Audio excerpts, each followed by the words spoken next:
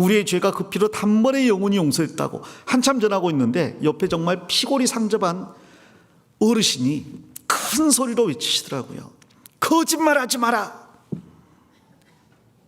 제가 그 말씀 못 들은 척하고 계속 상담하는데 다시 이야기하시더라고요. 거짓말 좀 그만해.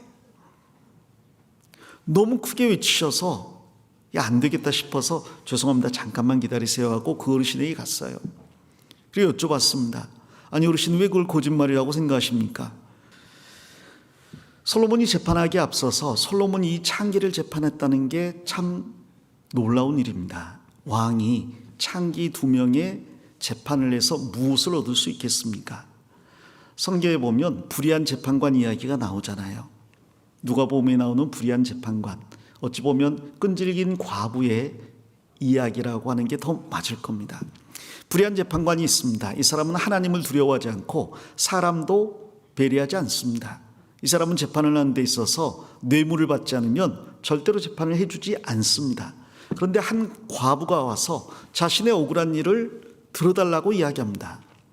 과부이기 때문에 재산이 없잖아요. 재산이 없으니까 자기에게 바칠 뇌물도 없을 거고, 그런 득이 되지 않는 재판을 내가 왜 해야 되느냐, 그래서 들어주질 않습니다. 그런데 불의한 재판관에게 매일같이 과부가 와서 너무나 끈질기게 구하기에 이 불의한 재판관이 내가 하나님도 무서워하지 않는 사람인데 이건 정말 귀찮아서 못 살겠다, 받을 건 없지만 빨리 들어주고 끝내자, 그래서 재판을 해주었다는 이야기가 있습니다. 그 재판관도 뭔가를 원했잖아요. 자, 이 재판을 했을 때 왕에게는 무슨 유익이 있을까요? 사실 아무것도 없을 것 같아요. 이 열왕기에 보면 이 솔로몬 앞에 선 여인이 또 하나 있습니다. 뒤에 보면 스바의 여왕이 나와요. 이 스바의 여왕은 솔로몬의 지혜를 들으려고, 배우려고, 또 시험하려고 여러 가지 어려운 질문을 가지고 솔로몬을 방문합니다. 많은 수행원과 많은 보물들을 가지고 솔로몬에게 나옵니다. 그리고 솔로몬에게 인생의 여러 가지 어려운 문제를 물었는데 솔로몬이 음미해서, 즉 잘 알지 못해서 대답 못하는 것이 없었습니다. 그리고 솔로몬의 지혜로 세워진 왕궁의 체계, 신하들이 입은 옷, 그 상에 차려진 음식들, 그리고 솔로몬이 지은 성전과 그 성전으로 올라가는 계단들, 상하궁, 이 모든 것들을 보고 정신이 현황했습니다. 그리고 솔로몬을 찬양하고 솔로몬의 신하들이 복되다라고 이야기하면서 그에게 가장 많은 예물을 주었습니다. 솔로몬에게 예물을 가장 많이 준 사람이 스바의 여왕이었고, 그 이후로는 그만큼 많은 예물이 들어온 적이 없다고 합니다. 정말 스바의 여왕은 지혜로운 사람이죠. 여자의 몸으로 나라를 통치하면서 참된 지혜를 얻기 위해서 그 나라를 비워두고 1000km 이상을 여행해 왔잖아요. 그리고 합당한 태도로 나왔고, 정말 중요한 걸 물었고, 그리고 합당한 예우로 솔로몬을 대우했습니다. 그녀는 나중에 솔로몬에게 더 많은 것을 얻어서 돌아갔지요. 스바의 왕을 만나서 그에게 조언을 해주는 것은 많은 유익이 있는 일이라면, 창기 2명을 만나서 재판하는 것은 아무런 유익이 없는 거예요. 오히려 잘못 재판했다가는 많은 것을 잃게 될 재판이 바로 이 재판입니다. 잘못된 재판을 했을 때 평생 원망을 받지 않겠습니까? 왕이 둘 중에 하나도 구별하지 못한다고 백성들이 수군대지 않겠습니까? 재판에서 이겨도, 즉 올바르게 재판해도 얻을 것은 없고요, 잘못하면 잃을 게 많은 재판입니다. 더 나아가서 지금은 솔로몬의 통치 초기고 너무 할 일이 많은 때입니다. 아주 바쁜 때예요. 왕권을 강화해야 되고요, 체제를 개편해야 되고 성전을 세울 준비를 해야 됩니다. 그러기 위해서 백성들의 마음을 모아야 합니다. 우리로 하면 하계수양회 전에 굉장히 바쁜데 그 바쁜 중에 아주 사소한 일이 생긴 거라고 비유하면 어떨까 모르겠어요. 솔로몬이 창기 재판을 받아야 될까? 그런데 하나님께서 솔로몬에게 지혜를 주셨습니다. 지혜를 주신 이유는 백성들을 바르게 재판하겠다는 솔로몬의 그 마음이 하나님께 맞았기 때문이잖아요. 그리고 하나님은 항상 이야기하십니다. 재판할 때 빈부귀천을 구별하지 말라고. 힘있고 돈 있는 사람이라고 부호하지 말고 힘없고 가난한 사람이라고 괄시하지 말라고 이야기하십니다. 이제 솔로몬은 스바의 여왕을 대하는 것과 똑같은 모습으로 이 두 여인을 대합니다. 그게 정말 지혜죠. 그리고 그것은 사랑입니다. 사랑이 없다면 이 두 여인의 재판을 받지 않았을 거예요. 알아서 하라고 했을 겁니다. 내가 이런 것까지 신경 써야 되냐고 이야기할 수 있습니다. 그런데 솔로몬은 정말 이 이스라엘 입장에서 보면 있어서는 안 될 창기잖아요. 하나님께서 금하신 일이잖아요. 가장 하층민이고 소외받고 의지할 데 없는 사람이잖아요. 심지어 아이가 있는데 아버지는 없습니다. 그 여인들의 재판을 솔로몬이 가장 귀하게 받아줬습니다. 그게 지혜고 그게 사랑이죠. 이 두 여인이 이야기합니다. 아이를 낳았는데 한 집에 사는 두 여인이 3일 간격으로 낳았다는 거예요. 그런데 저 여인이 자다가 아이를 자기 실수로 눌러 죽였습니다. 과거에 그런 일들이 종종 있었잖아요. 그리고 나서 그 아이가 죽은 걸 보고 자기 사나이와 바꾸었다고 이야기합니다. 저 사나이가 내 아이입니다. 저 아이를 나에게 주셔야 됩니다. 그런데 또 한 여인은 그렇지 않다고 죽은 아이가 저 여자의 아이고 사나이가 내 아이라고 이야기합니다. 솔로몬이 이것을 어떻게 재판해야 될까요? 말씀드린 것처럼 솔로몬은 보자마자 알았을 거예요. 우리 중에 지혜 있는 어르신들도 알잖아요. 남편이 속 썩이는구만. 어떻게 하셨어요? 뭐 얼굴에 딱 써있네 그려. 거울 봐도 뭐 써있는 거 없어요. 근데 오랜 삶을 살면서 많은 지혜와 경험이 있다 보니까 얼굴만 봐도 아는 거예요. 또 자식이 사고 쳤구만. 에이, 어떻게 하셨어요? 뭐 딱 써 있잖아. 그게 통찰력이라는 겁니다. 역사상 통찰력이 가장 뛰어났던 사람을 따진다면 어쩌면 솔로몬과 그 이전에는 아담이었을 거라고 생각합니다. 아담은 동물들의 이름을 지어줬잖아요. 동물들의 이름을 지어주는 일을 지음받고 그 6일째 거의 한 것 같아요. 하나님께서 동물들을 불러옵니다. 왜요? 하나님께서 준 지혜를 아담이 어떻게 사용하는지 보시려고요. 그 아담을 시험하시려고요. 그리고 아담은 하나님의 뜻에 맞게 생육하고 번성하고 땅에 충만하라, 땅을 정복하라, 바다의 고기와 공중의 새와 땅에 움직이는 모든 만물을 다스리라는 그 하나님의 말씀에 맞게 자신의 지혜와 통찰력을 사용합니다. 동물들의 이름을 지어줍니다. 여러분, 다스리는 것의 출발은 이름을 지어주는 거예요. 부모가 자녀를 낳습니다. 이름을 지어줍니다. 그게 출발이잖아요. 그 이름을 지어줌으로써 나와 관계를 형성하게 되잖아요. 내가 그의 이름을 불러주기 전에는 그는 하나의 꽃의 이름 없는, 잊어버렸네요. 죄송합니다. 내가 그의 이름을 불러주니 그는 내게 와서 꽃이 되었다고 이야기합니다. 자, 이름을 지어주는 순간 나와 관계를 갖게 되잖아요. 아담은 그 모든 동물들을 다스리는 첫 걸음으로써 그들의 이름을 지어줬습니다. 그런데 보자마자 지어줬습니다. 너는 원숭이. 왜요? 원숭이잖아. 다음, 너는 침팬치. 왜요? 침팬치거든. 다음, 너는 코끼리. 왜요? 코끼리야. 됐어. 나가. 그 다음, 사자, 호랑이. 보자마자 이름을 지어줄 수 있는 지혜가 있었어요. 보통 분들은 아이 낳고 나서 한 달 지나도 이름을 못 지어서 등록 마감 시간에 쫓겨서 부랴부랴 주변 사람들에게 물어봅니다. 이 아담은 바로바로 지어줬잖아요. 그게 통찰력입니다. 솔로몬도 통찰력이 있었기 때문에 바로 알아봤을 겁니다만은, 그러나 그렇게 재판할 수는 없습니다. 재판에는 객관성이 있어야 되잖아요.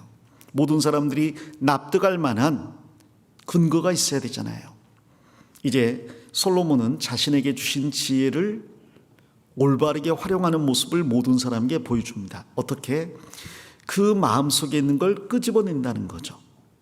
그럼 어떻게 하면 마음속에 있는 걸 끄집어낼 수 있을까요? 그리고 진짜 어머니의 마음속에는 무엇이 있을까요? 무엇이 진실입니까? 이 모든 것은 전부 연결되어 있습니다. 지금 이 본문 안에는 어떻게 보면 힘, 지혜, 사랑, 진리, 이 모든 게 연결되어 있습니다. 솔로몬은 힘이 있는 사람이에요. 가장 큰 권력자, 왕이잖아요. 자, 힘이 있는 사람은 그 힘만 가지고 있다면 문제가 될 가능성이 많습니다. 힘이 있는데 그 힘을 어떻게 사용해야 되는지 지혜가 없다면 그건 폭압으로 연결이 되고 결국 수많은 사람을 고통스럽게 할 거예요. 그럴 바에야 힘없는 촌부로 살아가는 게 낫죠. 자, 솔로몬은 최고의 권력자가 됐습니다. 그 권력자에게 필요한 건 뭐예요? 이 힘을 어떻게 사용할 거냐? 지혜죠. 그 지혜가 있을 때 힘이 의미를 갖게 됩니다. 지혜가 없는데 힘만 가지고 있으면 그건 저주예요. 그러고 보니 그런 말씀이 생각나네요. 큰 힘에는 큰 책임이 따른다. 누구 말이에요? 스파이더맨의 삼촌인 피터 파커, 삼촌인 벤 파커의 말입니다. 자, 큰 힘에는 큰 책임이 따른다. 솔로몬도 큰 힘이 있었기 때문에 큰 책임이 있잖아요. 그 책임을 위해서라도 지혜가 필요합니다. 그리고 지혜를 얻었습니다. 그 다음에 필요한 건 뭘까요? 사랑입니다. 힘이 있고 지혜가 있지만 사랑이 없다면, 즉 이타적인 마음이 없고 이기적인 마음만 있다면 그 힘과 지혜를 자기만을 위해 사용하잖아요. 그리고 사랑이란 말 뜻이 준다는 말인데, 자기가 자기에게 모든 걸 준다면 다른 사람의 것을 뺏을 수밖에 없잖아요. 그건 또 고통이 될 겁니다. 힘과 지혜로 자신만을 배부리려 하는 사람. 이 세상의 많은 부자들이 그 권력과 힘으로 자신만을 부유하게 하려고 하니까 비판을 받습니다. 오히려 힘과 지혜가 있는데 사랑이 있는 사람, 그 사람은 자신이 가진 것을 다른 사람에게 베풀므로써 칭찬을 받잖아요. 솔로몬은 그 세 가지가 다 있었습니다. 힘이 있고 지혜가 있고 이제 사랑이 있습니다. 그리고 그 사랑의 마음으로 바른 재판을 하기를 원합니다. 공의가 집행되기를 원합니다. 참된 재판을 해야 되겠다. 그런데 어떻게 올바른 재판을 할 수 있을까? 이 앞에 있는 여인들은 힘이 없습니다. 지혜도 없어요. 아마 악한 역할을 맡은 자기 아이가 아닌데 끝까지 자기 아이라고 우기는 이 여자는 지혜라기보다는 정말 완악한 마음과 세상적인 잘못된 지혜를 가졌던 것 같아요. 남을 파멸시킬 수 있는 지혜. 그런데 이 진짜 어머니는 어쩌면 그렇게 자기 아이인데도 불구하고 설득력이 없어서인지 자기 아이라는 것을 입증하지를 못하잖아요. 이 지혜도 없고 힘도 없고 아무것도 없지만 그러나 진짜 어머니에게 있는 게 있습니다. 그건 사랑입니다. 그리고 솔로몬은 추상적인 개념인 사랑을 눈앞에 보여지는 것으로 바꿀 생각을 한 거예요. 그래서 이야기합니다. 칼을 가져오라고. 칼을 가져옵니다. 이 아이를 쪼개서 두 사람에게 나누어 주라고 합니다. 가장 무식한 방법이죠. 이것은 가축이 죽었을 때 이 가축을 나누어서 두 소유자에게 주는 그러한 재판이에요. 이러한 가축에게나 적용될 만한 재판을 지금 살아있는 사람에게 적용을 합니다. 제정신이 아닌 거죠. 이건 가장 어리석은 재판입니다. 아이를 반으로 쪼개서 둘 다 나눠주어라. 자, 이 말을 듣고 옆에 있는 신하가 칼로 아이를 나누려고 합니다. 자, 그때 마음속에 있는 추상적인 개념이 실제로 드러납니다. 산 아이를 두고 두 여인의 반응이 달라요. 자, 한 여인은 뭐라고 합니까? 26절에 그 산 아들의 어미 되는 계집이 그 아들을 위하여 마음이 불붙는 것 같아서 왕께 아뢰어 가로되 청컨대 내 주여 산 아들을 저에게 주시고 아무쪼록 죽이지 마옵소서. 이 산 아들을 저에게 주십시오 그랬습니다. 이 아들은 자기 아들인데 이 아들을 차라리 저 여인에게 주십시오. 그럼 자기의 것을 뺏기는 거잖아요. 자기에게는 손해입니다. 그리고 지금까지 재판해온 모든 것이 물거품이 되는 것뿐 아니라 잘못하면 자기가 진짜 엄마가 아니었다는 게 드러날 수도 있고, 진짜 엄마지만 진짜 엄마가 아니라는 오해를 살 수도 있고, 그로 인해 벌을 받을 수도 있습니다. 그러나 저 아이가 살 수만 있다면 내 것을 빼앗겨도 좋고 더 나아가 내가 사람들에게 거짓말장이라고 모욕을 당해도 좋고 왕에게 어떤 처벌을 달게 받아도 좋다는, 그래서 저 아이는 살고 나는 죽어도 좋다는 그 마음이 드러난 거예요. 나는 죽어도 됩니다. 아이를 살려주십시오. 그게 사랑이고 그게 어머니의 마음이잖아요. 그런데 반대로 다른 계집은 말합니다. 내 것도 되게 말고 내 것도 되게 말고 나누게 하라 하는지라. 자, 이건 가장 어리석은 대답이에요. 사실 이 대답을 하는 순간 모든 사람이 알게 되잖아요. 저 여자가 가짜구나. 그런데 지금까지 그 많은 사람들을 속일 수 있었던 창기가 왜 갑자기 이런 어리석은 말을 할까요? 이 말만 듣고도 분별할 수 있잖아요. 왜 갑자기 이런 생각을 밖으로 내뱉었을까요? 그동안 교묘하게 속이고 숨기고 그리고 다른 사람 앞에서 거짓말했던 그 모든 것들이 이 사랑이라는 문제 앞에서 다 무너져 버린 겁니다. 이 여인은 사랑이 없습니다. 그 마음 속에 이타적인 마음은 눈꽃만큼도 없습니다. 내 아이가 죽었습니다. 그런데 내 아이가 죽은 게 슬프고 분한 걸 넘어서서 더 문제가 되는 건 저 아이는 살아있다는 거예요. 내 아이는 죽었는데 왜 저 아이는 살아있느냐? 내가 없는 아이가 왜 저 여인에게는 있느냐? 자기가 잃은 것에 대해서 슬퍼하는 걸 넘어서서 남의 것을 시기하고 질투하고 빼앗고자 하는 마음이 있잖아요. 십계명에 보면 그 모든 것이 사랑으로 귀결됩니다. 1계명부터 10계명까지 전부 요약하면 사랑이잖아요. 첫 번째 계명이 뭡니까? 내 하나님 여호와를 사랑하는 거예요. 너는 나 외에 다른 신을 내게 있지 말라. 그렇습니다. 정말 하나님을 사랑하면 하나님 외에 다른 신을 두지 않지 않습니까? 아내를 사랑한다면 다른 여자에게 마음을 주지 않을 겁니다. 내 형상을 비교해서 우상을 만들지 말고 그것에게 절하지 말라고 합니다. 정말 내 아내를 사랑한다면 다른 사람의 사진을 가지고 다니지 않겠죠. 내 아내를 사랑한다면 망령되이 일컫지 말라 그랬잖아요. 누군가가 내 아버지의 이름을 망령되이 일컫거나 내 아내를 망령되이 일컬으면 경고할 겁니다. 내 아내에 대해서 그렇게 말하지 말라고. 내 아버지에 대해서 그렇게 말하지 말라고. 나는 아버지를 사랑하고 아내를 사랑한다고. 안식을 기억하여 거룩히 지키라고 합니다. 정말 아내를 사랑하면 많은 바쁜 일 가운데서도 아내를 위해서 시간을 냅니다.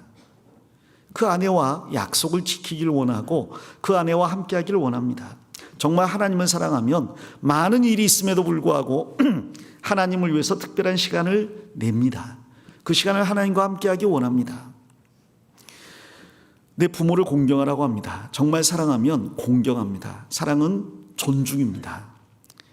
그리고 살인하지 말라고 합니다. 정말 사랑하면 해를 가하지 않습니다. 사랑한다면 가늠하지 않습니다. 사랑한다면 도둑질하지 않습니다. 남의 것을 빼앗지 않고 오히려 남에게 베풀기를 원하죠.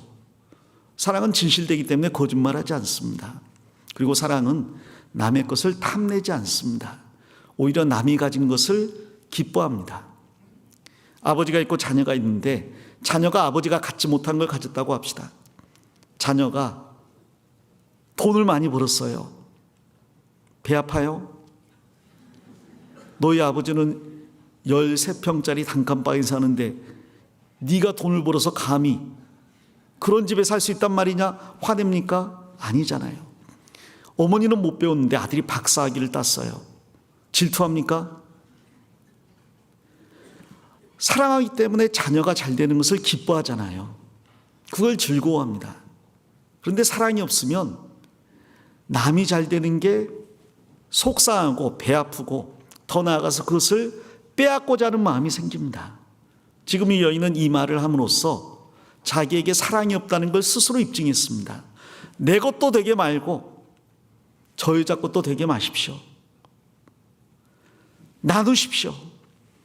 이 살인하는 게 들어가 있고요. 거짓말하는 게 들어가 있고요. 남의 것을 탐내는 게 들어가 있습니다. 모든 사랑과 관련된 것을 어기는 그 말이 이 한마디에 다 담겨 있습니다. 그 말로 인해서 이 여자의 거짓됨이 드러났습니다. 솔로몬이 갑자기 이야기합니다. 칼을 거두어라. 죽이지 말라. 그리고 저 여자에게 아이를 주어라. 저 여자가 진짜 어머니다. 왜? 사랑이 저 여자에게 있음이 이 일로 드러났다는 거죠. 반대로 사랑이 없다는 것이 또한 동시에 이 일로 드러났습니다. 이 여자를 벌하라고 했겠죠. 이 간단하지만 중요한 재판에 이스라엘 백성들 전체가 크게 놀랐습니다. 그래요. 감각으로, 느낌으로 어떤 걸 재판하기는 쉬울 수 있습니다. 그러나 분명한 통찰력을 가지고 사람의 깊은 것을 꿰뚫어보고 그것을 끄집어내는 지혜는, 그리고 객관화시킬 수 있는 지혜는 아무나 가진 게 아닙니다. 솔로몬은 그 지혜를 가진 사람이 이미 드러났습니다. 가장 무식한 방법을 통해서 가장 큰 지혜를 드러내고 또 본질인 사랑을 드러냄으로써 진리를 드러냈습니다. 진실은 한 여자가 진짜 어머니라는 거죠. 이 여자는 가짜 어머니라는 거죠.